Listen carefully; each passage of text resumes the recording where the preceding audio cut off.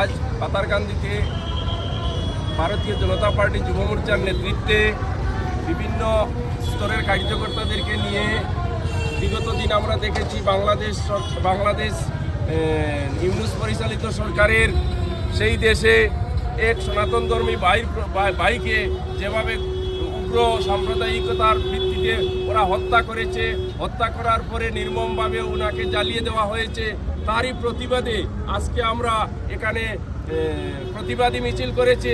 আমরা এখান থেকে জানাতে চাই, বাংলাদেশ সরকারকে হুঁশিয়ারি দিতে চাই, আমরা ভারতবর্ষের মানুষ, সাম্প্রদায়িক ঊর্ধ্বে, আমরা জাতি ধর্মের ঊর্ধ্বে আমরা হুঁশিয়ারি দিতে চাই, এ ধরনের নির্মম অত্যাচার আমরা ভারতবর্ষ থেকে সহ্য করব না, বরদাস্ত করব না।